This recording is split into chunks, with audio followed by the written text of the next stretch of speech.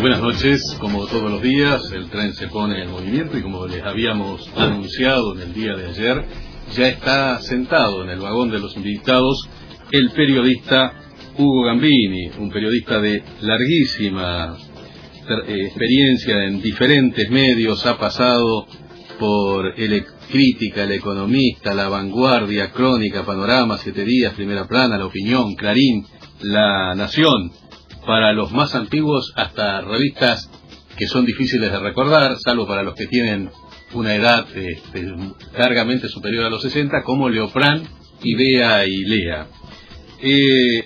Políticamente estuvo afiliado, no sé si sigue todavía, al Partido Socialista. Es un hombre fuertemente antiperonista y en un trabajo que hizo para la revista ADN Cultura de Clarín, escribió de la Nación. ADN de la Nación, escribió los cuentos que contó Perón, y hay distintos donde demuestra las distintas contradicciones de las interpretaciones históricas sobre los hechos que él mismo protagonizó de Perón.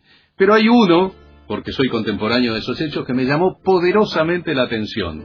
Dice Gambini, uno de los más difundidos, por ejemplo, de los mitos, es que el que dice que Perón echó a los montoneros de la plaza, cuando fue al revés. Le dieron la espalda y se fueron solos, dejándola medio vacía.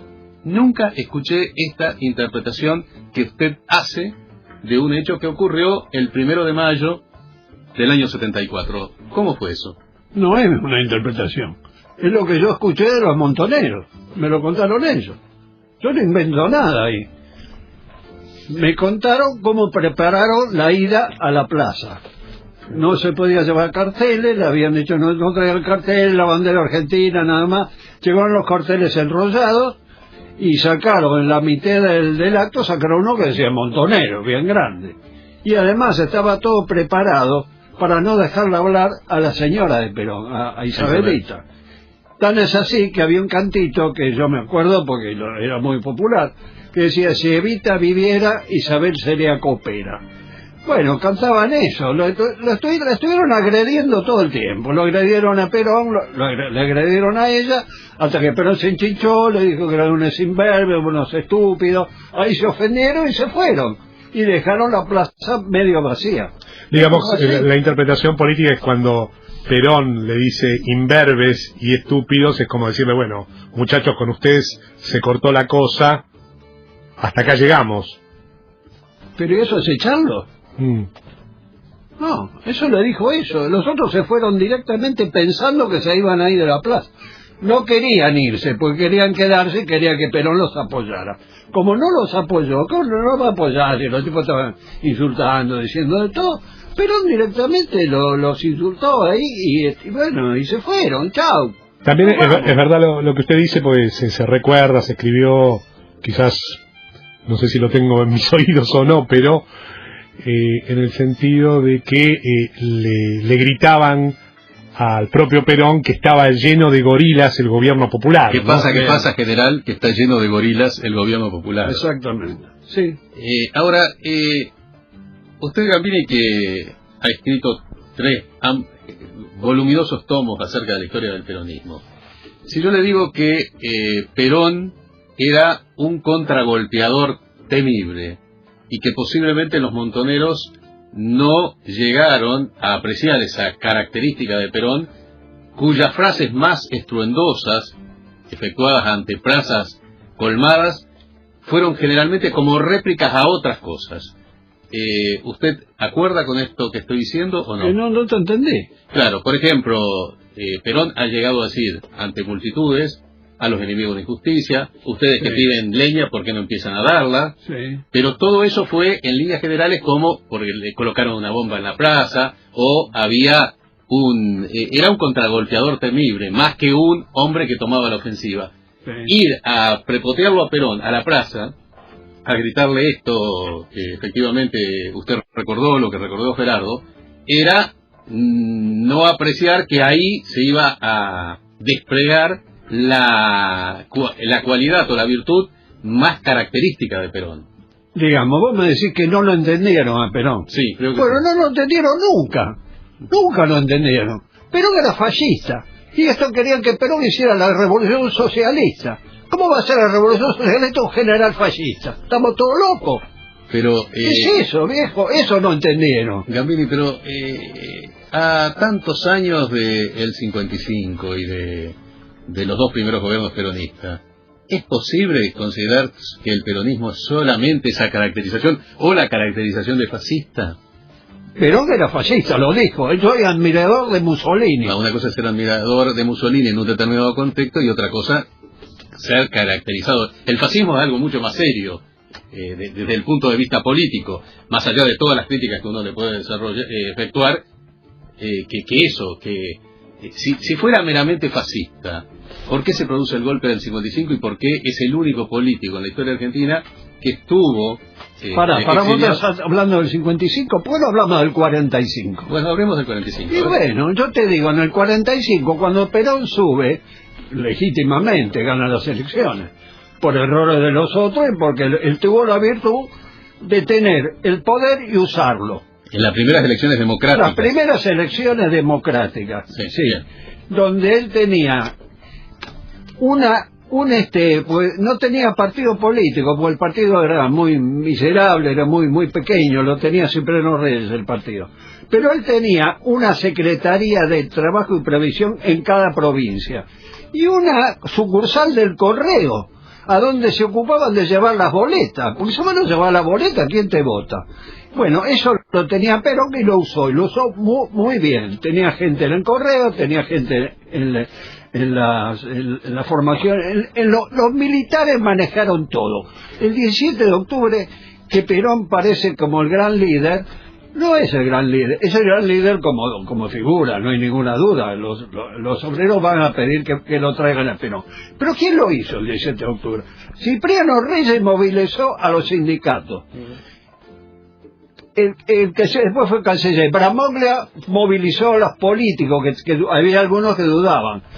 Y los militares lo moviliza Mercante.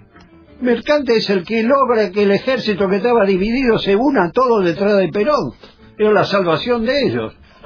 Cuando Perón termina el 17 de octubre, hace un informe sobre lo que pasó el 17. En ese informe no se habla de los dirigentes sindicales, se habla de los militares, nada más. No, los dirigentes sindicales habían hecho un paro para el día 18, ¿no? Exactamente. Y habla de los dirigentes, de los militares, porque los militares se habían dividido y Mercante los junta. Y él le dice, el idiota de ¿cómo se llama el que estaba en Campo de Mayo? Ábalos, los ha levantado en contra mío. Y es cierto, los había levantado en contra de él. Y viene esa confusión de que lo van a buscar a la isla, va un barquito de la Marina hasta la isla Martín García, lo traen a Perón. Perón no quería ir porque tenía miedo, porque decía, ¿qué me van a hacer? No te vamos a hacer nada. Van al hospital, él estaba en el hospital militar, lo van a buscar ahí, y le dicen, no, vení, que está todo fenómeno, hablar. Y va a las 11:30 de la noche, 12 menos cuarto, cuando había mucha menos gente que la que se dijo después, ¿no? Porque ahí se habla de 100.000 personas, nunca hubo 100.000 personas. A lo sumo hubo, como más te digo, 10.000 personas, que era un éxito eso. Porque con la gente que había pasado en esos 3 días, porque empezó todo el 15, el 16 y el 17, habían pasado posiblemente 50.000 personas, que te digo que es mucho. La periodista Silvia Mercado escribió un libro en relación a Paul, el peronismo, lo que ella denomina el relato, y de alguna manera entiendo que dice cosas similares a usted, en el sentido de que, bueno, que lo del 17 de octubre no fue gran cosa, que fue más ¿cómo llamarlo? Una fantasía, un relato. La gente habla que decenas de miles de personas se movilizaron, usted dice 10.000, entonces usted relativiza totalmente la importancia histórica del 17 de octubre. No la relativiza, tuvo importancia, pero se la dieron mucho más de lo que realmente tuvo. Tuvo la importancia de que había sido un levantamiento legítimo, porque vinieron obreros del frigorífico de Berisso, de Ensenada, de La Plata, vino gente del oeste, vino gente del sur, de los barrios, pero llegaron a juntar esa cantidad de gente. Lo que pasa que en los festejos del 17 se llenaba la plaza, y se llenaba, y bueno, era un gran festejo.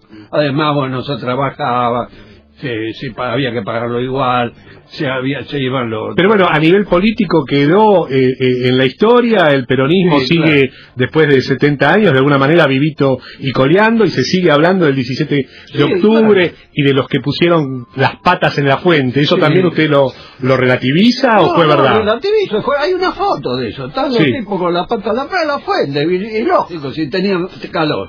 Si era un día que hizo un calor infernal. Yo tuve un amigo, ahora falleció, que ese era soldado, Colimba era, y ese día, justo el 17 de octubre, lo daban de baja, y el tipo fue al ministerio, porque trabajaba ahí, y le dijeron, mira, no te va de baja todavía, anda a la plaza a ver qué pasa. Lo mandaron a la plaza, el tipo tuvo que hacer una recorrida, le hicieron laburar más que nunca. Dice, justo hoy, que me dan la baja, me viene a pasar esto. Bueno, el tipo vio todo, y te digo que coincide totalmente, lo que yo te digo, lo que me contó él. O sea, no solamente lo que he leído, sino que lo que me contó es exacto. Era así. Es más, la gente estaba vestida de obrero, había algunos tipos que estaban medios como los descamisados, famosos, pero muy poco. La mayoría, la gente se vestía, iba a trabajar vestida, iba incluso mucho con sombrero. Usted alguna vez citó textualmente algunas palabras de Perón en relación a que usted afirma que fue fascista, ¿no? Sí. Usted cita que Perón dijo, si aquí viven los judíos, matarlos no podemos, expulsarlos tampoco. Y bueno, dijo Perón, no queda otra solución que ponerlos a trabajar dentro de la comunidad, incorporándolos a la nacionalidad argentina, asimilándolos, impidiéndoles que formen organizaciones sionistas separadas. ¿Es así? ¿Y qué? ¿No trabajaban los judíos? ¿No trabajaban? Los judíos estaban acá y trabajaban como cualquiera, como vos, como yo, como el que sea. Eran personas. Estaban en la sociedad argentina, integrados totalmente. ¿Qué le dio Perón a los judíos? No le dio nada. Quería impedir que formaran asociaciones. Eso es lo que quería. ¿Eso no es fascismo? Gambini, lo invito que hagamos como un juego de ir para adelante, para atrás, en la historia, en esta entrevista. Ya vamos a profundizar algunos otros temas. Usted también escribió en el diario La Nación que Perón fue el creador de la AAA, un artículo firmado por usted el 19 de febrero de 2007. ¿Cuáles son los elementos y las pruebas que tiene usted para afirmar que Perón fue el creador de la AAA, organización, bueno, parapolicial, paramilitar, que se cargó, que se llevó la vida de cientos y cientos de argentinos? Mira, la primera prueba me la dio mi amigo Miguel Bonazo, peronista, diputado del partido de peronista. Sí, fue vocero de Cámpora, tiene una larga trayectoria en el peronismo. Exacto. Bueno, Bonazo cuenta en el libro de él sobre Cámpora, que se llama El presidente que no fue, lo del Somatén. Eso lo escuchó él en Madrid, que lo contaba, lo escuchó Perón en Madrid, porque se lo había contado un militar español que había estado en las revueltas españolas, y que era generar, el Somatén se había inventado en el siglo XII, por ahí. Era una especie de organización paramilitar, pero no era militar, eran civiles, que apoyaban a un gobierno, y sobre todo para defender una ciudad, porque la cosa era la ciudad esta con la otra, no había fascismo, no había nada. Bueno, defendían la ciudad a piedrazos, como fuera, como acá contamos lo del aceite con los ingleses. Sí. Una cosa así. Ese era el Somatén, se llamaba la organización Somatén. Eso Perón dijo cuando un día decide terminar con los montoneros, porque considera que no son peronistas. Para él no son peronistas, dice que se vayan al otro lado, son de izquierda, bueno, que sean marxistas, que sean lo que quieran, pero que no estén en el peronismo. convoca. No era presidente, él era presidente electo, pero no estaba en ejercicio. Hace una reunión en Olivo, donde lo llama a todos los gobernadores, a todos los que para ser miembros de ministros de su gabinete, y a todos los tipos de importancia que él tenía, que lo tenía Lastiri, que era el presidente provisional, estaba Isabelita, bueno, no sé quién más. Y dice, bueno, vamos a terminar con esto, y vamos a hacer un somatén. El somatén es la AAA, porque es lo que hace, dice, se le encarga a López Rega, haga una organización con esta característica, y López Rega la hace, y le pone a Asociación Anticomunista Argentina, algo así, se llama las 3A. Las 3A le decía la gente, pero decía la Asociación Argentina Anticomunista, las 3A, y sale de ahí, y además de tener ese elemento que es importante, importantísimo. Tengo una revista la revista se llama, no me acuerdo el nombre ahora, pero te interrumpo un segundito, Hugo. Yo la cité en ese artículo, está citada, yo no recuerdo una mal, revista de izquierda. En ese libro de Bonazo, el presidente que no fue, que en mi opinión inventa una historia por la cual Cámpora es un revolucionario y Perón es un conservador, pero si no recuerdo mal, eso se lo atribuye a haberlo dicho en un viaje que Isabel hizo con la hija de Videgain a China, y pone en boca de la hija de Videgain esta expresión. Posteriormente, la hija de Videgain desmintió eso, pero simplemente lo hago como acotación. ¿Pero lo puedo decir que lo desmintió? Sí, lo desmintió. Bueno. Lo desmintió, ella ha sido diputada posteriormente. Pero yo no me acuerdo de dónde salió la desmentida, nunca la leí. Pero en la revista esa que yo te cuento, que está mencionada en esa nota, es una revista de izquierda, ¿eh? Es una revista de lo hacen varios montoneros, creo que se llama Lucha Armada, ¿eh? Bueno, hay varias fuentes que de alguna manera están de acuerdo, varias opiniones con usted, en el sentido de que sí, que Perón tuvo su responsabilidad, por lo menos política, de la AAA, ¿no? Los primeros 60 muertos que caen por la AAA son de Perón. Perón era presidente de la República. ¿Quién es el ¿Por qué es responsable Videla de los guerrilleros muertos? Porque era el presidente. Pero el primer, simplemente para situar los hechos, el primer asesinato firmado por la AAA es el de Ortega Peña, que se produce el 31 de julio de 1974, exactamente a 30 días de la muerte de Perón. Hubo uno anterior muy impactante, que fue el de Solari Irigoyen, pero ese no tuvo firma. ¿Y el de Mujica? ¿Quién lo mató a Mujica? Bueno, hasta ahora la versión más sólida era que fue la AAA. Sí. Almirón, el jefe de la AAA.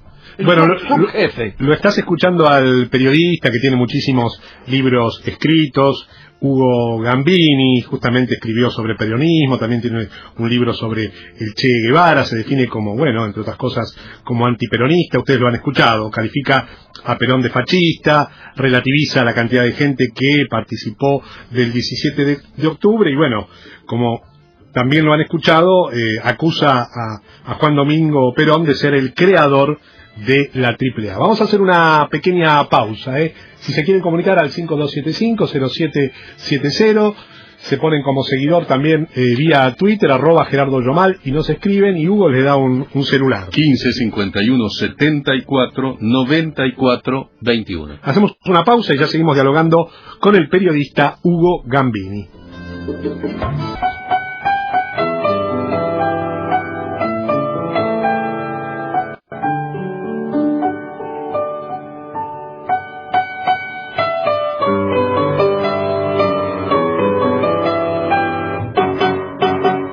Demasiada riqueza en manos de pocos, demasiado voraces, demasiada rapiña, demasiada... Yo ese día, el 1 de marzo de 1974, estuve en la plaza, militante de Juventud Peronista. estaba bien definida la columna de Montoneros con respecto a la de Juventud, con respecto a la de LEP. Cada uno tenía un lugar determinado. Y sí es verdad, en Montoneros, cuando Perón les hizo esa llamada de atención, se dieron media vuelta y se fueron. Y dejaron la mitad de la plaza vacía, que era el lugar donde ellos estaban. Ese es mi recuerdo, yo participé y sé que sucedió. Demasiado para vivir en... Sí, buenas tardes, Jorge Luis de Villacrespo. Bueno, le quería preguntar al entrevistado, ¿qué opina acerca de que cuando la Nata dice que la oposición política es un balde de bosta, el representante del socialismo, Wiener, dice que, bueno, que efectivamente tiene razón, reconociéndose a él mismo como una bolsa de bosta? Bueno, muchas gracias, ¿sí? Hasta luego, buenas tardes. Gambini, usted habrá escuchado a Jorge Lanata calificando a buena parte de las oposiciones. A todos prácticamente, ¿no? Sí. Metió a todos. Sí, seguramente algunos. Hasta Altamira. Hasta Altamira lo metió, sí. Como un balde de bosta. ¿Usted te coincide con Lanata? No, no coincido.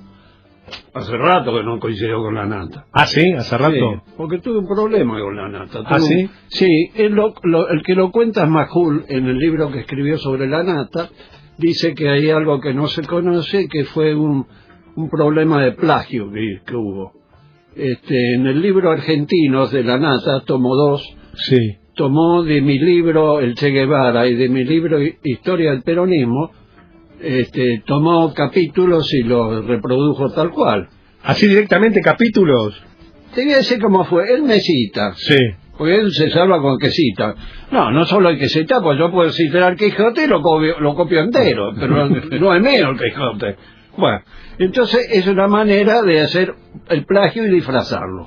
Yo le hice una presentación judicial a la editorial que publicó el libro, que era Ediciones Javier Vergara, sí. Y bueno, lo aceptaron, dijeron no puede ser esto, consultaron a España, qué sé yo, y hay que pagarle a Gambini. Ah, ¿le dieron la razón a usted? Sí, totalmente, y tanto que hicimos un acuerdo, me pagaron, yo había pedido una cifra, discutimos la cifra, me pagaron, yo estuve de acuerdo, él no fue a ninguna conciliación. No fue ninguna, mandó al abogado. Y el abogado dijo, está bien, tenés razón, me dijo a mí.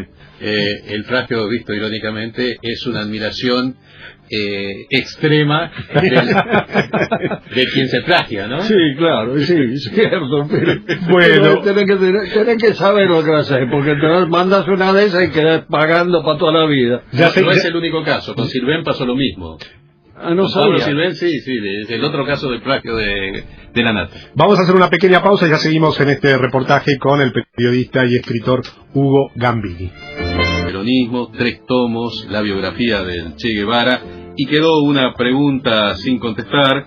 Un oyente decía, la Nata ha dicho prácticamente de toda la oposición que es un balde de bosta. Wiener, un hombre del socialismo, ¿usted sigue siendo socialista? No. Wiener, un hombre del socialismo, entrevistado por el propio Lanata, dijo sí, tiene razón. ¿Y por qué dicen eso? Yo creo que la oposición hace lo que puede. No puede ser más porque no tiene mayoría, tiene minoría, y lo que puede lo hace, lo denuncia y no le votan. Bueno, más que eso no puede ser. ¿Usted considera a las distintas oposiciones que son seductoras para buena parte del pueblo, que tienen propuestas, ideas y tienen de alguna manera una capacidad ejecutiva para llevar el país adelante?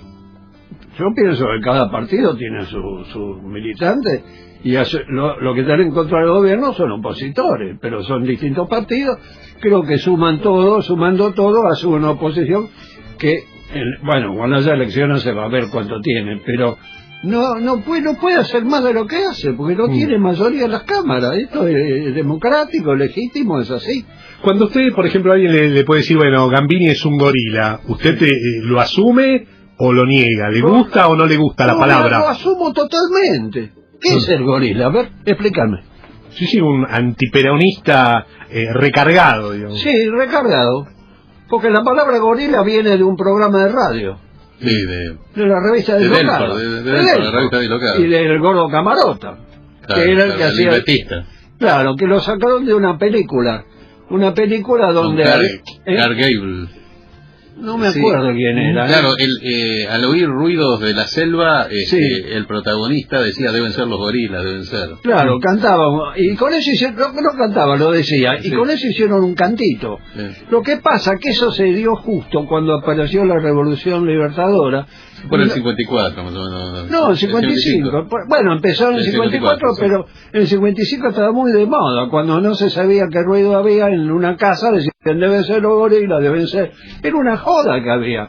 Y esa joda siguió, además la Marina asumió diciendo, somos nosotros los gorilas, pues estaban de moda, y esta mata era popular. Celebró la revolución para unos libertadores, para otras fusiladoras. ¿Salió a la calle a festejar? Sí, salí, efectivamente. ¿Cómo vivió? No era fusiladora, porque no había fusilado a nadie. Bueno, después fue fusiladora. Después, Sí. después... Bueno, había bombardeado, casi la misma gente había bombardeado Plaza de Mayo, ¿no? No, había bombardeado la Casa de Gobierno, no Plaza de Mayo. Bueno. En Plaza de Mayo no cayó ninguna bomba. Cayó la bomba en la Casa de Gobierno y detrás, porque no había techo para, no había, ¿cómo se Los llama? 300 muertos, 2.000 heridos. Y sí, detrás de la Casa de Gobierno agarraron un trolebús. Agarraron un Otro de trolebús. bus son 60 muertos. 60 más todos los demás que mataron, había 300 muertos, pero son todas fotos detrás de la Casa de Gobierno, todas. Las fotos que se ven son Bueno, está bien, pero sí, patéticas. no importa. Si vos estás bombardeando la Casa de Gobierno que está en el centro de la Ciudad de Buenos Aires, están matando Sí, civiles. Señor. Sí, señor, están matando civiles, mataron civiles, fue una barbaridad.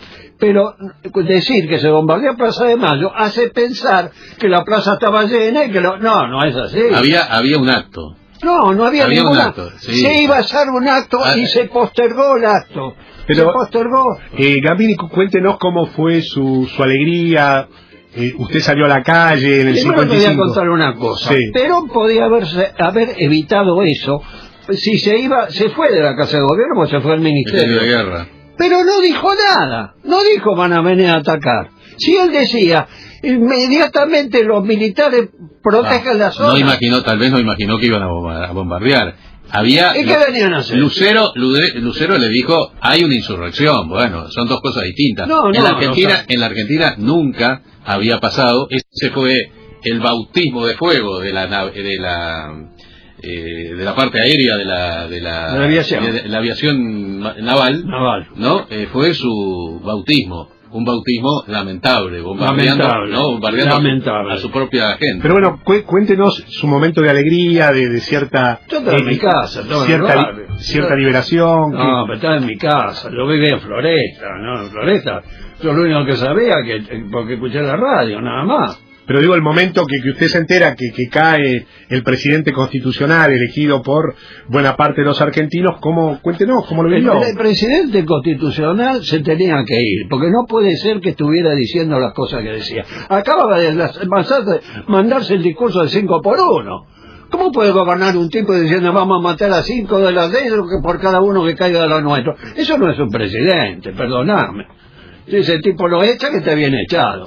¿Y usted cree que Perón queda en la historia argentina por, como usted lo califica, como fascista o porque ha logrado realidades y medidas que tienen que ver con la justicia social? Mira, Perón queda por una razón muy lógica. Es un buen político. Gran mentiroso, pero buen político. Muy astuto, muy hábil. Ahora, yo te digo, vamos a poner de acuerdo en esto. Toda la legislación social existía en la Argentina, pero no se cumplía. Lo que Perón hace, lo más importante es crear el fuero judicial, que obliga a que se cumplan las leyes obreras. Eso es lo que Perón hace, fundamental, y eso es lo que le da él Claro, pero disculpe que le diga, pero usted me hace acordar, por ejemplo, de lo que dice la doctora Elisa Carrió. ¿En qué sentido se lo digo?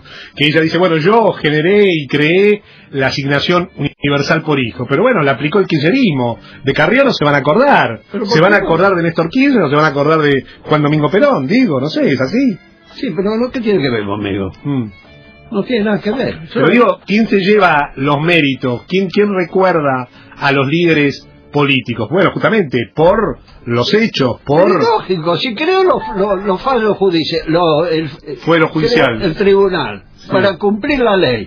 Y el tipo hizo cumplir la ley y además sacó encima el aguinaldo. El aguinaldo fue la última ley que firmó cuando se fue, después del 17 de octubre, dejó el aguinaldo. No, antes del 17 de octubre.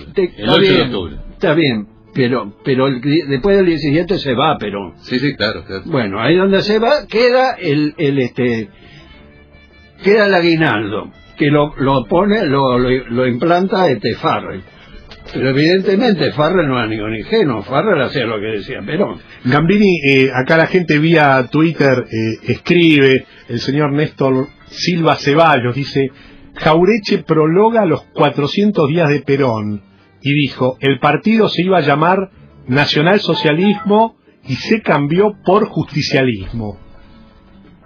No, yo no. Yo lo que me acuerdo que el partido se llamó Peronista, con el nombre de Perón.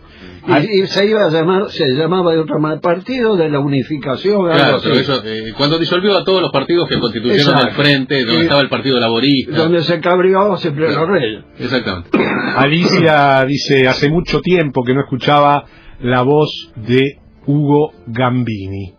Gambini, ¿qué opina de la masacre de obreros patagónicos bajo el gobierno de Hipólito Yrigoyen? ¿Qué opina de la proscripción a Perón durante 18 años, avalado por la Unión Cívica Radical y el socialismo? Pregunta Raúl. No, está mal eso. No se puede estar prohibiendo a un político. ¿Y por qué piensa que lo prohibían a Perón? Porque ganaba. ¿Y por qué ganaba? Y ganaba porque tenía el apoyo. ¿Y por qué tenía el apoyo? ¿Y vos qué querés que yo te diga porque era bueno? Si pasaría porque era bueno. Bueno, no. ¿Vos querés que yo te diga eso? Me estás llevando. Te lo cuento. ¿Qué querés que te diga? Porque tenía apoyo, viejo. Bueno, eso es lo que queríamos demostrar. Dígame, Gambini, como yo le dije que vamos y venimos, si usted me permite, en este diálogo. ¿Qué recuerdos tiene de la mesa del bar, de la polémica que se hizo en distintos canales? ¿Qué recuerdo tiene? ¿Cómo la pasaba? ¿Polémica en el bar? Sí. Gran recuerdo. A ver, Gerardo Sofovich, Javier Portales, Rolo Puente, Luis Verdi. No, pará. A ver, ¿con quién estuvo? Con Portales no trabajé nunca, con actores no, yo trabajé con periodistas. ¿Con Luis Verdi? Con Luis Verdi, con Urtiz Berea. ¿Corso Gómez?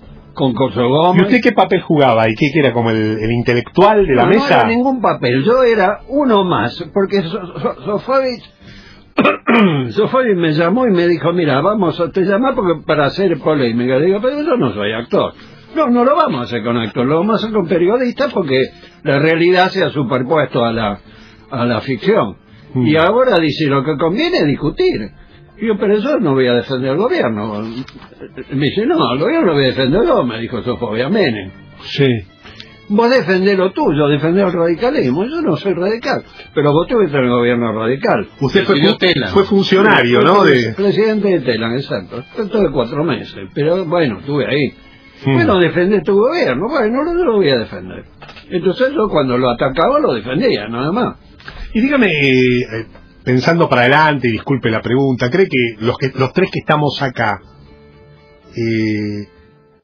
nos moriremos con un gobierno peronista también? Porque bueno, como el peronismo ya tiene 65, ¿no? ¿Cuántos años tiene? 70 años. ¿Usted cree que va a seguir para adelante? ¿O nos moriremos con un gobierno radical? No sabemos. No sabemos, ¿no? Pero bueno, los radicales no se los ve, digamos, ¿cómo decirlo? Muy jugados, con mucha cercanía al pueblo. En este 2015 no parece que no figuran ni a placé. Al contrario, se están dividiendo a ver si van con Macri o con Massa, ¿no? No, con Massa no va. ¿No? No.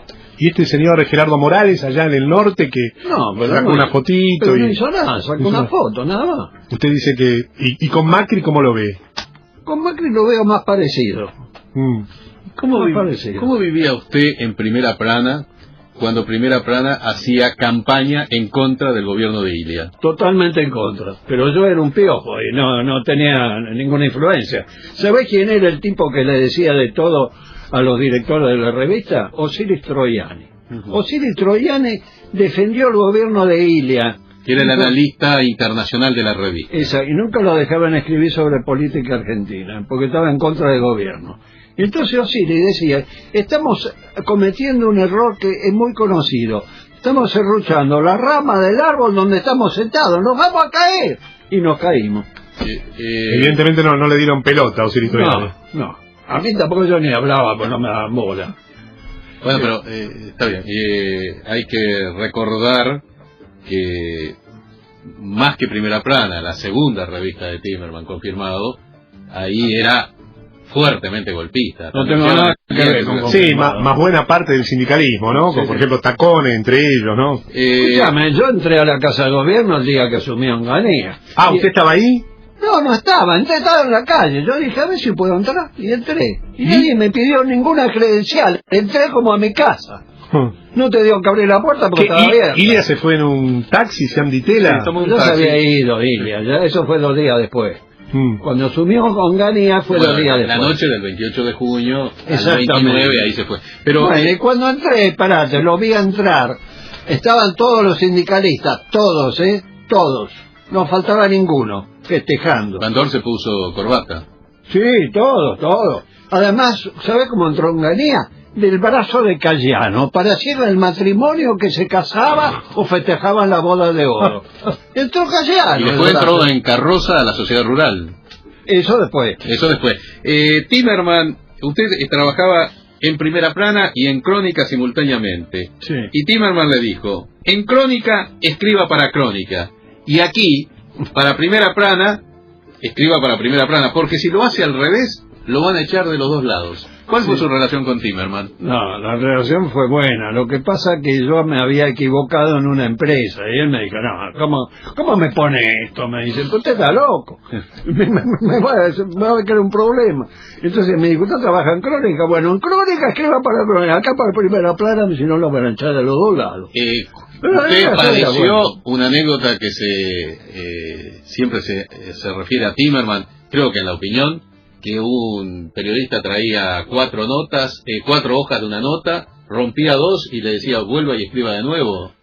Bueno, yo no lo viví eso, pero sé que ocurrió. Ocurrió. Le dijo a un periodista, creo que era Carlos Villar Araujo, que escribía muy largo. Le dijo, ¿cómo vas a poner una nota tiene 20 páginas? No entra en la revista, ¿no ves que no entra? Entonces dijo, mira, vamos a hacer más fácil. Empezó a correr las páginas, sacó lo del medio y la sacó y dijo, esta página no va, ni la leyó. Agarró lo primero y lo último, lo aplastó y le dijo, toma, empalma.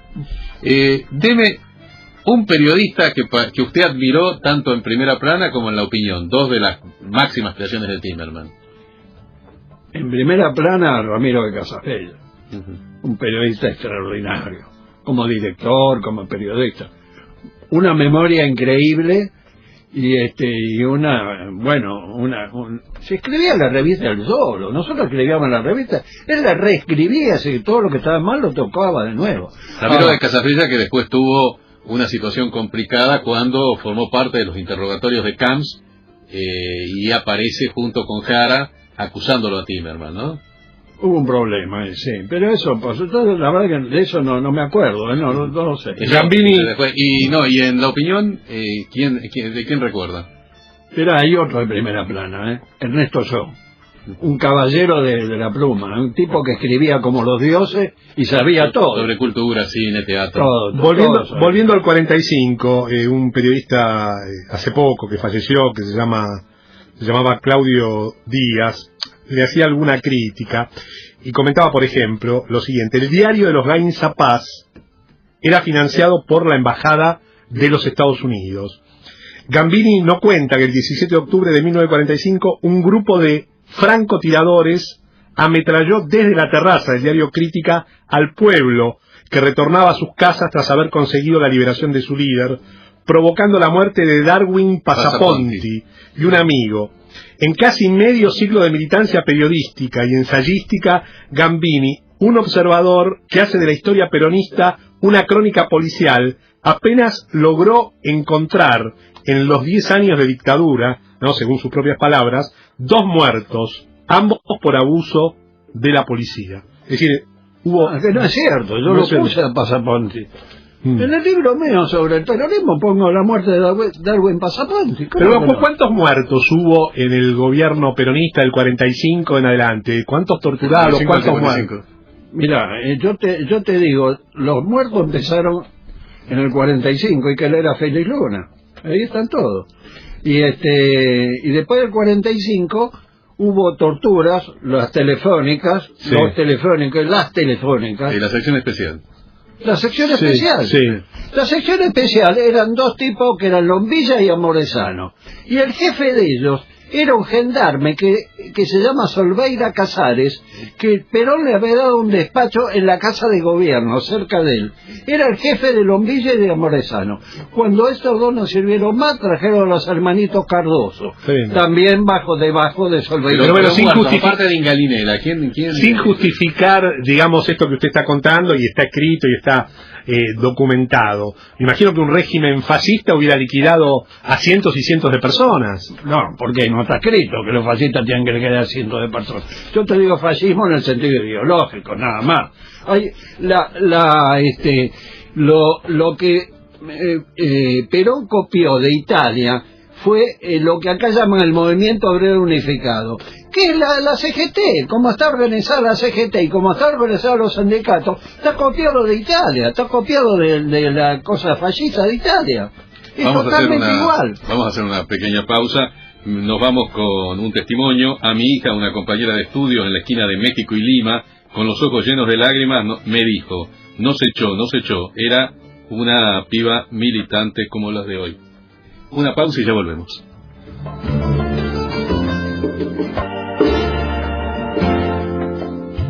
Hugo Gambini, ¿cómo se lleva con la figura del Papa argentino Francisco? ¿Le gusta cómo está trabajando? Mira, yo te aclaro que soy ateo, así Sí. que no tengo problema con Sí. él, ni lo voy a tener nunca. No, buen tipo, qué sé yo, el tipo es simpático, es carismático, se lleva bien, ¿Es peronista? es peronista, fue de Guardia de Hierro. Ah, ¿y eso cómo le cae? No, Se la banca, digamos, de alguna manera. pero banco, qué sé yo, mientras el tipo no, pero si mientras no se meta en política acá, lo que pasa es que la iglesia tiene una... No, pero Bergoglio se está metiendo, no es que no se mete. ¿Pero qué se mete Bergoglio? Bueno, ha estado apoyando a la presidenta, a Massa, por ejemplo, no lo recibe, en fin, Bueno, elige. que recibe a los tipos, pero no se mete. Tenemos más mensajes de los oyentes. Dale. Sí, yo voy a discrepar con este señor que estás entrevistando. Sí, sin Juan Domingo Perón no hubiese existido jamás el 17 de octubre, no hubiese existido ni las garantías sociales, ni hubiese existido la CGT, ni etcétera, etcétera, etcétera. Y además no hubiese existido ni Néstor ni Cristina, que son hijos de ese movimiento. Con sus equivocaciones, sus errores, no tendríamos el presente ni el futuro que va a tener la Argentina. Así que, señor, el que más hizo por este país fue Juan Domingo Perón, nos pese que nos pese. Bueno, ahora el gobierno dice que los extranjeros que cometen un delito infraganti pueden ser expulsados del país. ¿Cómo cambian las cosas, no, Pressman? ¿Cómo cambian? Pregúntele a Gambini qué opina de la patria grande, porque los libros que me recomendó no me dicen nada. Eduardo de Santelmo. Demasiada basura. Hola amigos, soy Pepe Corona. Les recuerdo al señor Gambini que el gobierno fascista de Perón fue uno de los primeros en reconocer el Estado de Israel en 1949, creo que fue. Les mando un abrazo. Demasiado para vivir engañados, demasiado para quedarnos callados. Sí, mandó el embajador rápidamente a Israel. Escúchame, que acaban de leer Mandel ustedes, fue el primer embajador argentino en el Estado de Israel. pero acaban de leer ustedes lo que Perón opinaba de los judíos. Lo descubrió que había judíos acá. Nos dice acá Daniel Gamín, parece que está colapsando la online de Radio Cooperativa de tanta audiencia que hay. Bueno, Gambini, parece que usted con su gorilismo y su peronismo recargado Sí. hizo reventar la red, nos dicen de internet que reventó todo. Una pequeña anécdota. Cuando traté de ubicar dónde está la radio, le dije que quedaba entre Sarmiento y Cangallo. Actualmente Juan Domingo Perón, para que no se ubicara. Cangazón. General Cangazón. Seguimos entonces, así que Gambini, usted donó una parte importante de su material bibliográfico al CEDIN, sí. Sí, sobre todo lo de izquierda, porque me parece que lo que hace Tarkus Sí. es realmente muy bueno. Está juntando... Mira, yo eso lo vi en Holanda. En Holanda hay un archivo donde están los originales del Capital. Están ahí, están detrás de un vidrio. Sí. Los Grundises. ¿Los? Grundises, que eran los borradores del Capital. Bueno, sí, supongo que son esos, no sé. Y además, todos estos tipos han pedido a todos los partidos de izquierda de todo el mundo que le manden cosas. Y les han mandado. Realmente tienen un archivo fabuloso. Augusto de Montechingolo dice: yo le llevé a la Nata un libro de Galazo y nunca acusó recibo. Al poco tiempo sacó Argentino 1. Bueno, terminamos acá, Gambini. La expresión y el concepto de patria grande, ¿qué significa para usted? ¿Qué quiere decir patria grande? Y cuando San Martín, Bolívar hablaba de la nación latinoamericana, ¿qué pasa?